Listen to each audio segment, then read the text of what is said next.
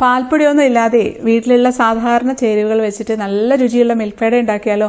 Traditional ആയിട്ടുള്ള രീതിയിലാണ് ഉണ്ടാക്കുന്നതെങ്കിലും ചെറിയൊരു ട്വിസ്റ്റ് ഉണ്ട്. സാധാരണ മിൽക്ക് പേട ഉണ്ടാക്കുമ്പോൾ ചെയ്യാത്തൊരു കാര്യം ചെയ്യുന്നുണ്ട്. അതുകൊണ്ട് തന്നെ കൂടുതൽ ക്വാണ്ടിറ്റിയിൽ നമുക്ക് മിൽക്ക് പേട കിട്ടും. അതുമാത്രമല്ല ദിവസങ്ങളോളം പുറത്ത് റൂം ടെമ്പറേച്ചറിൽ സൂക്ഷിച്ചു വെക്കാനും പറ്റും. ഇപ്പോൾ നമ്മുടെ മിൽക്ക് പേട ഉണ്ടാക്കാനായിട്ട് നല്ല വാവട്ടമുള്ള ഒരു പാത്രം എടുപ്പത്ത് വെക്കാം. ഞാനൊരു ചീനച്ചട്ടിയാണ് കേട്ടോ വെച്ചിട്ടുള്ളത്. നല്ല ചൂട് കട്ടിയുള്ള പാത്രം എടുക്കാനായിട്ട് ശ്രദ്ധിക്കണം. ഇനി അതിലേക്ക് നമുക്ക് കുറച്ച് നെയ്യ് എല്ലായിടത്തുമായിട്ടൊന്ന് തേച്ച് കൊടുക്കാം. കുറച്ച് മതി, വളരെ കുറച്ച് മാത്രം ഒന്ന് വെച്ചിട്ടൊന്ന്. പാലിങ്ങനെ പെട്ടെന്ന് അടിയിൽ അങ്ങോട്ട് പിടിക്കാതിരിക്കാൻ വേണ്ടി ചെയ്യുന്നതാണ്. ഇനി ഇതിലേക്ക് നമുക്ക് ഒരു 3 പാക്കറ്റ് പാല്, 1.5 ലിറ്റർ പാലാണ് ചേർത്ത് കൊടുക്കുന്നത്. 1 ലിറ്റർ പാൽ കൊണ്ടും ചെയ്യാം, 1/2 ലിറ്റർ പാൽ കൊണ്ടും വേണമെങ്കിൽ ചെയ്യാം. പെട്ടെന്നൊക്കെ നമുക്ക് ഉണ്ടാക്കിയെടുക്കണമെങ്കിൽ ചെറിയൊരു അളവിൽ ഉണ്ടാക്കിയാലും മതി.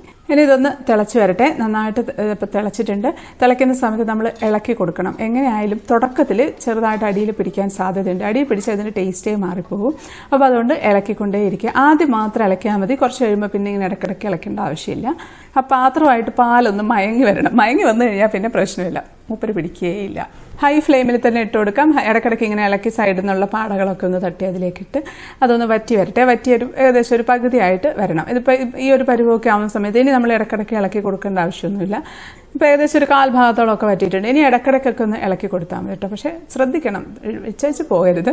ഞാനിവിടെ അടുക്കളയിൽ വേറെ ഓരോരോ പണികളൊക്കെ ചെയ്യും. അതിൻ്റെ ഇടയ്ക്ക് ഇതവിടെ സൈഡിലവിടെ ആയിക്കോളും.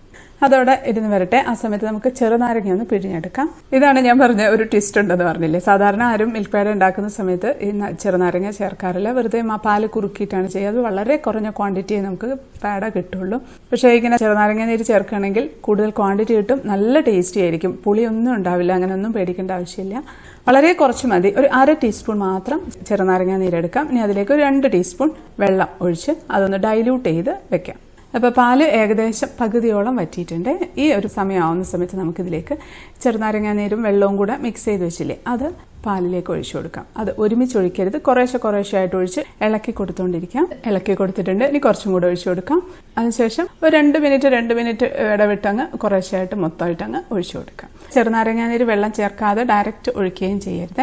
അപ്പോൾ പാലങ്ങ് പെട്ടെന്ന് പിരിഞ്ഞ് വലിയ കഷ്ണങ്ങളായിട്ട് നമ്മൾ പനീറൊക്കെ ഉണ്ടാക്കാനായിട്ട് പിരിച്ചെടുക്കില്ലേ, ആ ഒരു ഫോമിലായി പോകും. അങ്ങനെ ആയി പോകരുത്.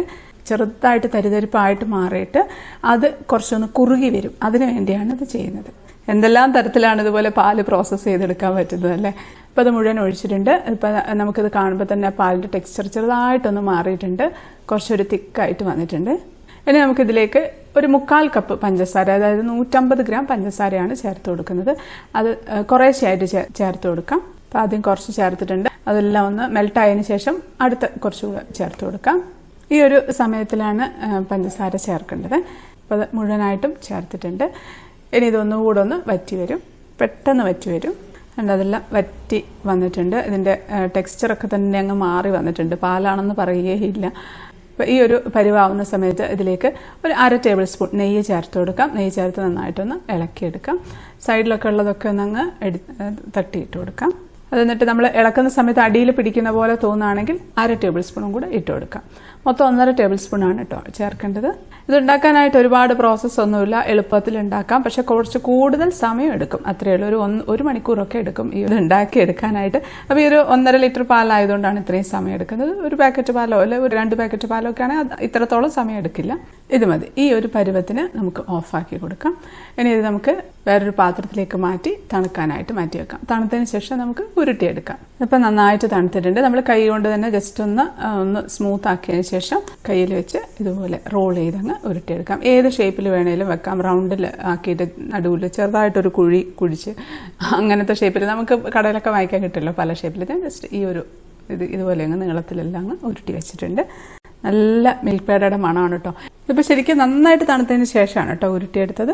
അപ്പോൾ അതെല്ലാം റെഡിയാക്കി വെച്ചിട്ടുണ്ട്. 25 മിൽക്ക് പേട കിട്ടിയിട്ടുണ്ട് കേട്ടോ ഈ ഒരു അളവിൽ ഉണ്ടാക്കിയപ്പോൾ.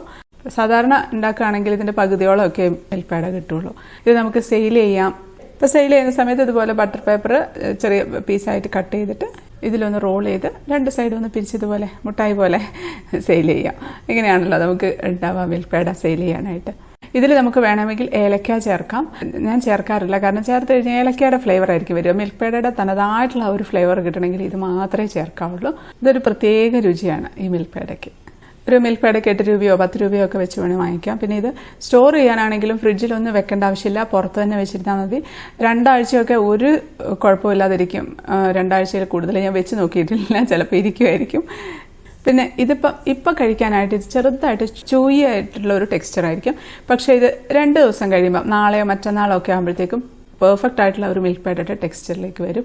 ടേസ്റ്റ് ഇപ്പോഴും നല്ലത് തന്നെയാണ്, പക്ഷേ ടെക്സ്ചർ വൈസ് 2 ദിവസം കഴിയുമ്പോഴാണ് പെർഫെക്റ്റ് ആവുന്നത്. നമുക്കൊന്ന് ടേസ്റ്റ് ചെയ്ത് നോക്കാം. കഴിക്കട്ടെ. അടിപൊളി ടേസ്റ്റാണ്. എന്താ പറയുക, ശരിക്കും നല്ല മിൽക്ക് പേഡയുടെ ടേസ്റ്റ് ഉണ്ട്. പ്രത്യേക ടേസ്റ്റാണ്. മധുരമൊക്കെ പാകമാണ് കേട്ടോ, അധികമൊന്നുമില്ല മധുരം. നല്ല ടേസ്റ്റി ആയിട്ടുള്ള മിൽക്ക് പേഡയാണ്. എന്തായാലും ഉണ്ടാക്കി നോക്കണം. ഇപ്പോൾ ഇതിൻ്റെ ഒരു ടെക്സ്ചർ എന്ന് പറഞ്ഞാൽ കുറച്ചൊരു ചൂയി ആയിട്ടുള്ളതാണെങ്കിലും നല്ല ടേസ്റ്റിയാണ്. പക്ഷെ 2 ദിവസം കഴിഞ്ഞിട്ടുള്ളത് കാണിച്ചു തരാം. ഇതാണ് ഇപ്പോൾ 2 ദിവസം കഴിഞ്ഞിട്ടുള്ള മിൽക്ക് പേഡ കേട്ടോ. അത് ഞാനൊന്ന് പൊട്ടിച്ച് കാണിച്ചു തരാം. കണ്ടില്ലേ, ഇതുപോലെ നന്നായിട്ടങ്ങ് പൊട്ടിങ്ങ് വരും. എന്നാൽ നല്ല സോഫ്റ്റായിട്ട് ഇങ്ങനെ ഉള്ള ഒരു മിൽക്ക് പേഡയാണ്. അപ്പോൾ അത്രയേ ഉള്ളൂ. എല്ലാവരും ഉണ്ടാക്കി നോക്കണം. ഫീഡ്ബാക്ക് അറിയിക്കാൻ മറക്കല്ലേ. വീഡിയോ ഇഷ്ടപ്പെട്ടാൽ ലൈക്ക് ചെയ്യാനും കമൻറ്റ് ചെയ്യാനും ഷെയർ ചെയ്യാനൊന്നും മറക്കല്ലേ. സബ്സ്ക്രൈബ് ചെയ്യാത്തവരൊന്ന് സബ്സ്ക്രൈബ് ചെയ്തേക്കണേ. അപ്പോൾ നമുക്ക് അടുത്തൊരു അടിപൊളി റെസിപ്പി ആയിട്ട് കാണാം. അതുവരേക്കും stay happy, stay positive. By.